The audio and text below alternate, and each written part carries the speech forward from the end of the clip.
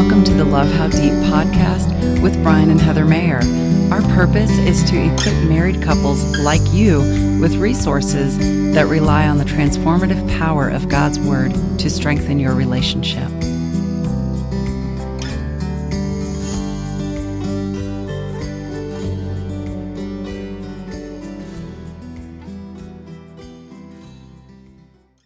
Hi there. Welcome back to another episode of Love How Deep. We are super excited that you have joined us today. As always, we thank you so much. We could not do this podcast without you.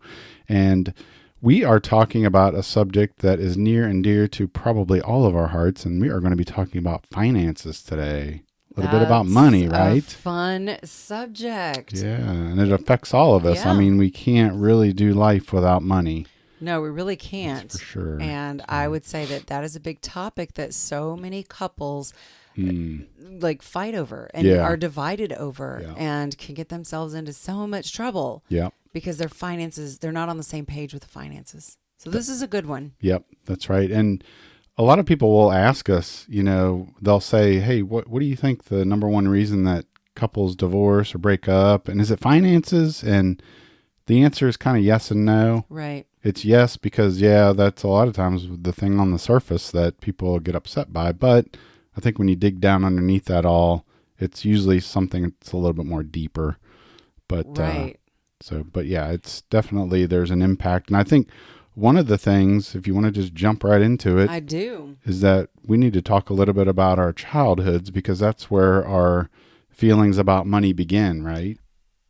That's absolutely right. And you may not even realize where your thoughts and opinions come from in regards to money. And so, Brian, I like what you said a minute ago about digging down deeper. When couples are, wondering what is the big cause of divorce, is it money? Well, we do have to go deeper than that. And so this definitely plays into your background and how did you view money in your, as a child growing up. Were your parents spenders? Were they savers? Were they well off? Or did you, were you living on food stamps or somewhere in the middle? We all grew up somewhere on that sort of spectrum of food stamps with nothing to everything lavish and lovely. So, it's good to have a conversation like that with your spouse to kind of understand how money was viewed growing up. And it's not like your parents would have had conversations with you about money, but I guess really it's just, how did you grow up and how did you view money? Was it readily available or were you constantly saving? Did you grow up in a family that was in debt? And, for us, you and I grew up pretty much the same way with money being tight. My dad at one time while he was in school working a couple of jobs. My mom was a stay-at-home mom, of course, until dad went back to school. So then she had to go to work as well. And so, I definitely remember, especially I guess as a teenager, living with parents who both worked and money was so tight and comments were made, as mom's doing the budget, she's making comments about how we don't have money for X, Y, Z. And so, I grew up that way. I grew up understanding how the dollar works. And as an adult, and let me back up a second. And you grew up pretty much the same way. But as an adult, we came to view that a little differently.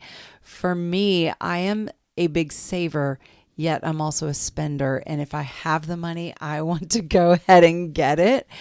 Versus you want to save for a rainy day. And I'm like, yeah, but we don't have to continue to live with something that's 30 years old. We can replace it and it's okay. So that's always a fun conversation to have. You're shaking your head no at me. But it's understanding where we came from and having a good, healthy conversation with your spouse about that, to understand your differences of why one of you might want to go spend a little bit more and one of you doesn't want to, and what does that mean, and what would it look like if you were in debt or if you did have some, a windfall or whatever. Just have those conversations with each other and understand each other just a little bit deeper. Yeah, and I will say that you and I, even though our childhoods were very similar about money, obviously your parents were married mine were divorced, and I remember some very contentious arguments over money. And I mean, even though your parents were married, I'm sure there were times where they probably argued about money, just like everybody does. I'm sure. But I don't know what it was about my situation, but there was this like anxiety in the air about, we're potentially not going to have enough money, and my parents again arguing about it, and me feeling like kind of maybe, am I the reason for this? Am I the problem? If it weren't for me, would they not really argue about this? So I think I, for some reason, had some anxiety about money. And so I think that's where my ridiculousness comes from, always wanting to save. And yeah, I know it is. So it's easy to talk about it in situations like this. And then you're like, okay, can you feel the same way when we're getting ready to spend money? And, awesome. Yeah. When I approach something that, I would like or would want to do. Yeah. Right. Always fun. Yeah, that's right. Yeah. So, anyway, so Brian, right. what have you got? You got anything else? We want to make sure that we establish common financial goals. And I love that we're talking about this now because we have been in this series of blog posts all about goals. Yes. And at the time that this is going to be published, we're going to probably have about 4 blog posts out there that talk about goals. One of them talks about financial goals. We're calling it 101, 201, 301, 401, and I believe 301 is the one on finances. 301. Yeah, I believe it is, and I will link to it in the show notes. I wrote it and I can't remember. Yeah, I'm pretty sure I think it's 301, yes. Yeah, and I will link to that in the show notes. And so financial goals, obviously, are incredibly important. And, I think it's much easier to have common financial goals when you communicate with each other, which I'm giving away one down here a little bit further, but obviously we're going to talk about communication a lot, but it's really all about dreaming together and planning together. Obviously the planning is probably the more boring things, like, we got to make sure we have enough money for, what if the car breaks down next month? Let's make sure we have a little bit of an emergency fund for that. Yes. Or in dreaming, obviously, would be like, hey, I want to go on a weekend getaway with you. Right. And so that's a part of the dreaming. So. Right. But maybe that weekend getaway, when you're on the same page and you're looking at your finances, maybe that weekend getaway is you lock the doors and you have a staycation and just focus on each other. So, yeah. And, I will say Proverbs is a huge sort of backbone chapter in the Bible, or book, I should say, for this episode. Absolutely. And I would encourage you, the listener, just to read all of Proverbs. And aren't there 31 chapters in Proverbs? I believe there are. I think that's correct. And so, because a lot of times we'll have, I'll hear pastors talk about, hey, just read one chapter in Proverbs every day of the month, and then the next month start it over. But Proverbs 16:3 says, commit to the Lord whatever you do, and he will establish your plans. So obviously keeping him at the center and always praying to him as a couple, and he will not steer you wrong. He will show you the best path to take, financially speaking. So right. Yep. Right. And part of that, like with creating financial goals or discovering financial goals that you have together, is creating a budget. And that is a word that nobody really likes to hear. I don't think creating a budget is enjoyable at all, yet we need to live on a budget. I mean, I remember when I was single and I had a mountain of debt and I was making pennies with a house payment and a car that was breaking down all the time. I literally had to count every penny that I got. Like I had to have that budget, and I knew after all my bills were paid, literally had $40 left to my name until a month later when I got paid again. It was rough.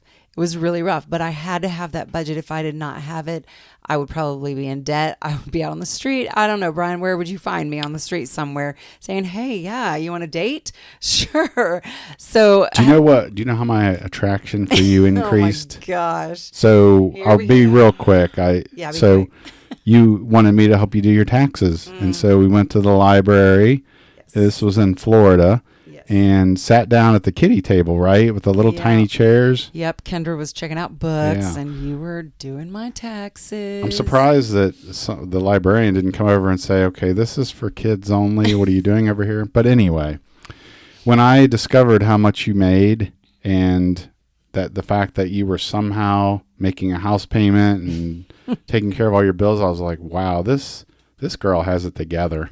And, you weren't super wealthy. You weren't wealthy at all. No. But I didn't care about that. It was like, wow, you said a lot about your character. That's very Anyway, sweet. I just wanted to jump in and say very sweet. Little side note there. So yeah, it is so important to create a budget and there are so many tools out there on the internet. You could probably even find classes to take. Maybe your church offers some financial help, but get on the same page in creating a budget of how much money is set aside for, your bills, how much for groceries, how much for eating out, how much are you going to spend in those coffee runs on the way to work every day? Little things like that add up so much. And when you add it up and you look at it on paper, it can be shocking. And it can tell a lot about where your money is going. So creating a budget together is super important. And that takes a lot of compromise and a ton of communication. You have to talk about it constantly about, how much money is being sent or, I guess, what's the word I'm looking for? Delegated for, a clothing budget or a food budget or restaurants. And are we talking like we're eating at the local fast food place, or are we going to go to a nice, sit down, dine in restaurant, that sort of thing. But it takes a lot of communication and compromise because, if you're not used to living on a budget and then you decide you're going to do it, it can be really, really easy to say, it's okay. We'll just go ahead and eat out again tonight. But maybe you don't really have it.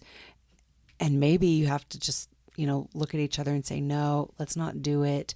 Or maybe, a compromise. So a compromise like that, where you're kind of compromising with yourself that you'd rather stick to the budget, or maybe you're compromising with each other over where you want that money to be spent. So it's just, I think that is just one of the biggest things that a couple can do. Proverbs 21:5 says, the plans of the diligent lead to profit as surely as haste leads to poverty. So do you want to have profit or do you want to have poverty? How are you going to plan your money and budget, the money that you make? So just really, really, really let that be a goal of yours, a focus of yours to create a budget, to communicate in good ways, to really listen to each other in order to, plan where your money's going to go so that you can not, I don't know, what am I trying to say? So that you can stay out of debt. That's what I wanted to say. I like that. Yeah. It's good. Yeah. We don't like debt. No. That is dumb. That's what I think. Debt is dumb. Dave Ramsey says that. Oh, does he say that? Debt is dumb. Yes. Cash is king is another thing. Is that what he says? Yes, yes. he does. Yes. All right. I really wanted to talk about this next one because, well, I'm just going to say it. So embracing each other's strengths. The reason I wanted to be the one to talk about this is because I am a spreadsheet nerd. And oh, gracious. Is he ever? Yes. So finances and money are just something that I do enjoy working with, and I think it's because of my love of spreadsheets, which sounds really silly, but I'm so grateful for that. Yeah. That's one less thing for me to do. I love it. Yes. So I handle pretty much the spreadsheet that balances the budget and keeps track of everything. But I will say our communication is completely clear on this. It's transparent at any time. Absolutely. If you wanted to say, hey, can I take a look at that? Sure. Within 5 seconds, I'd have it open. And also, when it comes to I feel like I might be going a little off tangent here, but when it comes to the bank accounts, you have the usernames and passwords and you can jump in there, although typically you don't really do that, but if you need to, you can. So, right. So, so embracing each other's strengths. And I would say your strength, obviously, is being the spender. Well, what I was going to say is the frugal spender. How about that? The frugal spender. I like that. You're always looking for bargains, and totally. And then you pay more attention to like, say for example, we go out to a restaurant and we get an appetizer and a couple of dinners, and you'll I'll just get the receipt and I'll just be ready to pay it. And you'll be like, hold on here. Let's take a look. Let's Is make sure. everything Is right? everything here? Mm-hmm. And sometimes we've been overcharged. Sometimes we've even been undercharged, and we fess up. yeah, Of we course. do. I mean, because we want to be honest. And Yes. so, yeah. So anyway, that's your strength is you Oh, pay thanks. attention to The the details like details that. when we are out and about. I seem Oh. to pay attention to the Mm. details on the spreadsheet. So That's true. maybe we That's both have true. a strength in paying attention to details just in different ways. I think so. I think it's really good to focus on what your strengths are, and if, like Brian said, if one of you's good with doing the money, maybe it's not a spreadsheet, maybe it's another way, then go for it. Yeah. And then, like he said, he always fills me in on what the money looks like. So that goes back to the previous point of communication. Yeah. So something else that you want to do, since I'm not looking at the spreadsheet every day, but Brian is, we have to set a financial date and check in. That sounds fancy. Basically, it's just a regular check in with each other of like, how much money do we have to get us through the end of the month? I always come back to this, Brian, but remember when I wasn't working, I was in school, and you were like, just want to let you know, we only have $88 in the bank until I get paid in 3 weeks. Or 2 weeks, whatever it was, but it was like, whoa. It was. Was it ever that bad? Wow. It was like, it was around $80 left, I think. For maybe three? it was, Couple of weeks? I think maybe 2 weeks. Okay. Wow. I don't know. It was basically ramen noodles. Yikes. Okay. Ramen noodle town is what it was. And that meant you're not going clothing shopping or shoe shopping and no movies, and we're going to eat in a lot, and we're going to make do. And we did.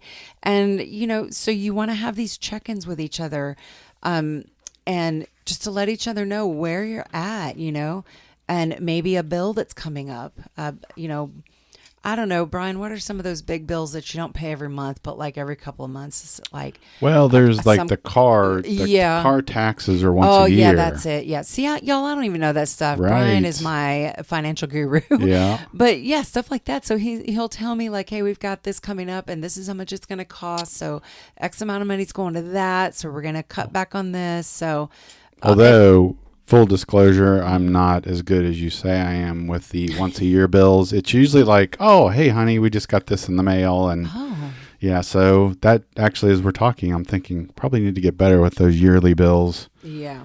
So Ecclesiastes 4:9-10 says, 2 are better than 1 because they have a good return for their labor. If either of them falls down, one can help the other up. But pity anyone who falls and has no one to help them up. So just to kind of summarize this point, come together on your finances, check in with each other about what the money is, slated for, and anything that might be coming up. Yeah, just checking in. Yep. I love that verse because it always reminds me of this quote. I don't know where it came from, but maybe you all have heard it. It's alone you can run faster, together you can run farther.